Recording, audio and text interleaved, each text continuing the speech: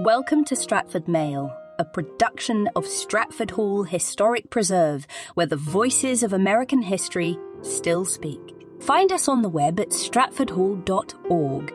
This episode of Stratford Mail has been made possible by the generous support of Chapter 23 of the Colonial Dames of America. Here now is our Director of Research, Dr. Gordon Blaine Steffi. This month, we're talking wine and rattlesnakes with Richard Henry Lee of Chantilly and Stratford Hall. The first English settlers to arrive in Virginia were dazzled by its abundance of wild grape, which fed English fantasies about the New World as a kind of return to the biblical Garden of Eden, where all good things grew in profusion. Jamestown settler George Percy set down this impression on the 12th of May, 1607. The soil was good and fruitful. There are also great store of vines in bigness of a man's thigh, running up to the tops of the trees in great abundance. The fruit of these native vines became the stuff of dreams and anxiety for decades. Already by 1609, Virginia Company proxy Robert Johnson predicted, "We doubt not but to make there in few years store of good wines." But incoming colonial governor Lord Delaware described a sample batch shipped to him in 1610 as sour. He later wrote to the Virginia Company, "In every bosque and common hedge, and not far from our palisado gates, we have thousands of goodly vines running along and leaning to every tree, which yield a plentiful grape in their kind. Let me appeal, then, to knowledge, if these natural vines were planted, dressed, and ordered by skilful vigneroons, whether we might not make a perfect grape and fruitful vintage in short time." This was the golden question. Whether, through cultivation, we might not make these native grapes perfect and produce a fruitful vintage in short time. And the answer, in short, was no, but not for lack of effort.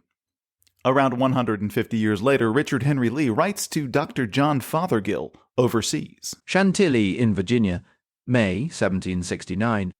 Sir, your general humanity deserves the esteem of all, but permit me to say, sir, that your particular kindness to Americans claims their reverence and gratitude. When, therefore, my brother, Dr. Lee, informed me that you wished to have some wine from our native grape, I lost no time in procuring the best for you.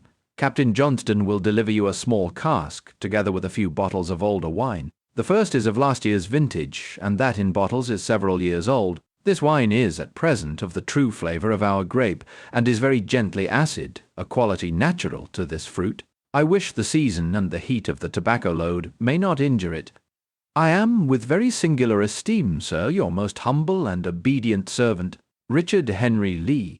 Dr. John Fothergill was an admired London physician whose 1765 pamphlet, Considerations Relative to the North American Colonies, urged Parliament to repeal the odious Stamp Act and to treat Americans kindly, with equity at a minimum, views which made the doctor popular on this side of the Atlantic. Fothergill was an acquaintance and sometime colleague of Arthur Lee, who briefed elder brother Richard Henry on the doctor's curiosity about Virginia wine.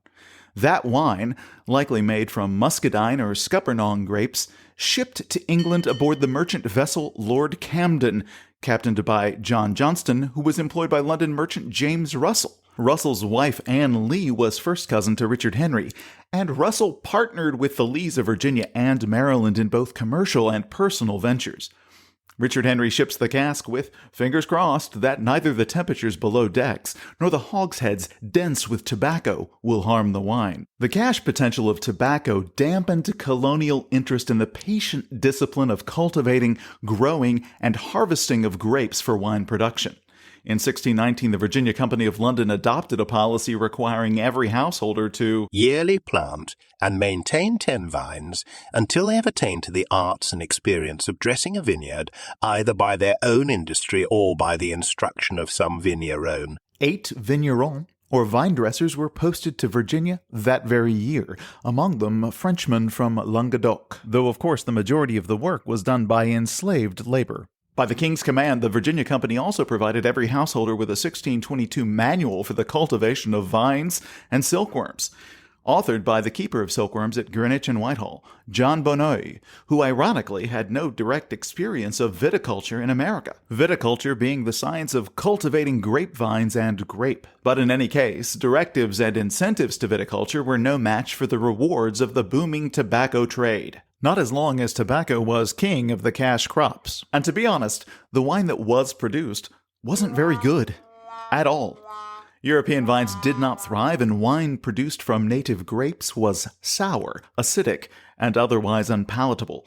Even the Virginia Company concluded that Virginia wine has been rather of scandal than credit to us. Failure to establish a wine industry only compounded the misery of the Virginia Company, which was already under immense and ultimately fatal pressure due to a long-standing record of financial loss and the Powhatan Uprising of 1622. Later laws and incentives designed to incite a Virginia wine revolution could not negotiate the several hurdles. But who was to blame? The French, some claimed, pointing fingers at the French vignerons. But in reality, 17th century growers, and many 18th, failed to account for Virginia's subtropical climate, the sandy soil of the Atlantic coastal plain, fungal diseases like powdery mildew and black rot, and vineyard pests like hoppers and moths. More than wine was on the mind of Richard Henry Lee in May 1769.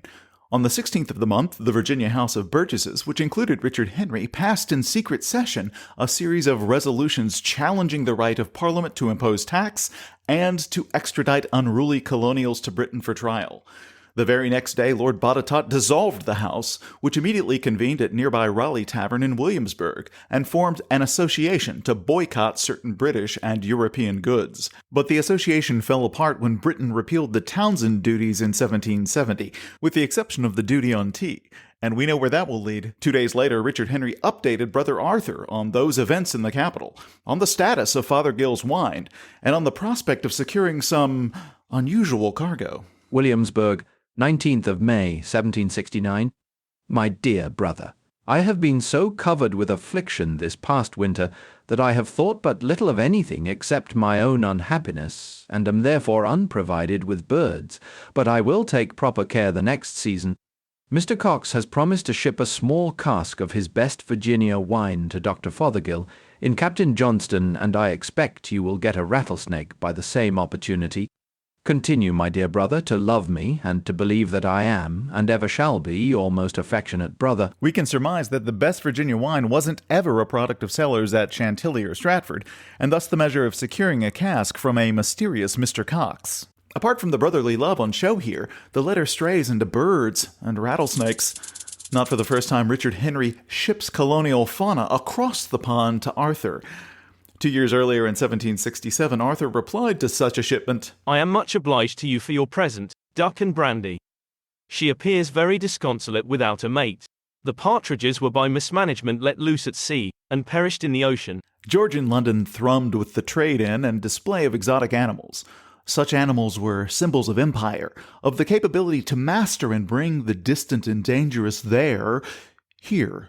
Collections and exhibitions of curiosities, including exotic animals, were integral to 18th century coffeehouse and consumer culture, and rattlesnakes, whether quick or dead, featured in these exhibits as early as the 1730s. They were a popular choice for proprietors and collectors because their metabolism gave them an edge over most other animals during transport from British North America, and because patrons and spectators could experience fear of this noisy, lethal reptile, and at the same time take delight in that fear due to the controlled environment. Ducks, partridges, and rattlesnakes.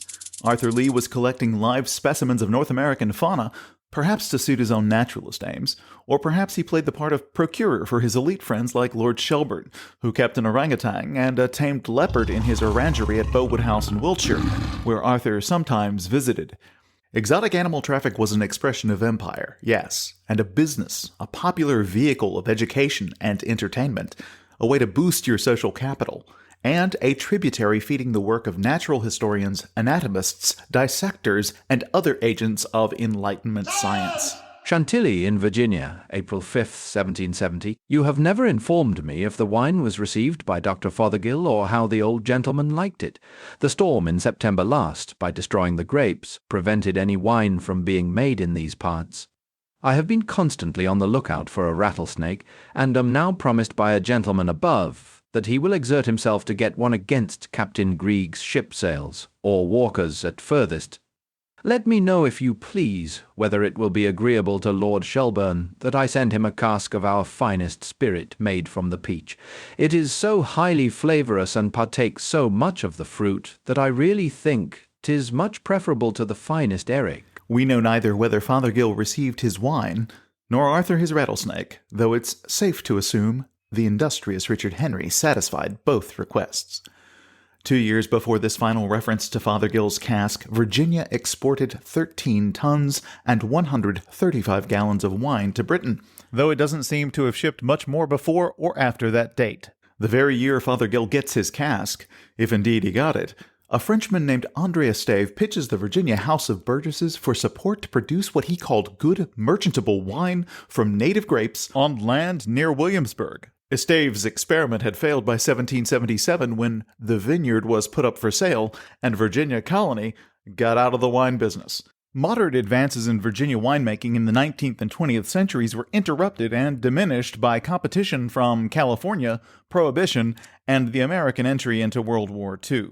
Did Dr. Fothergill enjoy his cask of Virginia wine? The jury's out. Drinkable Virginia wine was a long time coming, and desirable Virginia wine, well, wine from the native grape of our Commonwealth splits opinion even today, as it enjoys a boom built around wines made from French-American hybrids. Fothergill would have done better to receive a cask of flavorous peach brandy as Richard Henry proposes to ship to Lord Shelburne because, unlike European vines, the fruit trees introduced to North America by European settlers flourished. But that's a topic for a different day. Thank you for listening and subscribing to Stratford Mail from Stratford Hall Historic Preserve in Westmoreland County, Virginia. I'm Director of Research, Dr. Gordon Blaine Steffi. Do more than just listen. Become an active participant with Stratford Hall in the production of new and exciting programs like Stratford Mail. Contribute online at www.stratfordhall.org/support-stratford